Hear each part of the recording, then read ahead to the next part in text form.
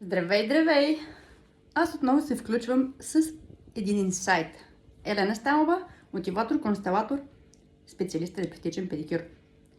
Кое ще е най-важното умение в ерата на изкуствения интелект и в ерата на Водолея, когато всички припускат в годината на коня? Какво означава да имаш приятел, който може да те забавлява и да те изкара от дупката, когато имаш нужда? Според мен това ще е едно от най-ценните и търсени качества в ерата на Водолея. Защо? Защото, когато започна COVID, всички се затвориха. Хората се изолираха, всички го усетихме. Какво означава да си във виртуално приятелство? Какво означава да си комуникираш пишейки? Какво означава да имаш връзка от разстояние? Това е временно явление. За мен поне, особено за младите хора, е изключително важно да могат да комуникират и да се забавляват. И за това казвам, едно от най-ценените неща ще бъде и е приятелство, верно приятелство с човек, който дори и без пари той може да се забавлява, да създава хубава среда около себе си. Просто присъствието му да е щастие за теб. Просто присъствието му да огрява, когато влезне. Приятел, който знае как да комуникира, знае как да презентира своите качества. Приятел, който те разбира, който е интуитивен, който е емпатичен. Без значение дали е мъж или жена.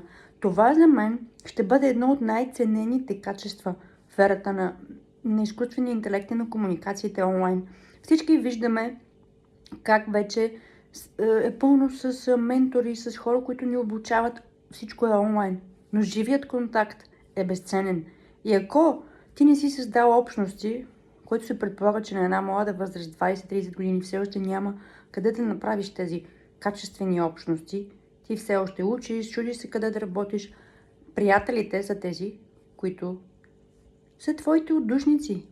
Затова, ако имаш приятел, който е безценен, който е усмихнат, който винаги ще ти подаде ръка, който просто присъствието му забавлява, който може да, излизайки с него, да се чувстваш на седмото небе след това от лекота и от пълнота.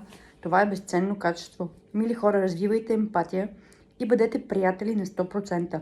Бъдете хората, които винаги да радват с присъствието си. Хората, които са търсени, само защото са позитивни, емпатични и хора, които знаят как да комуникират. Защото комуникацията е едно от най-трудните неща в днешно време. Аз работя вече 20 години с лице в лице с хора онлайн и офлайн.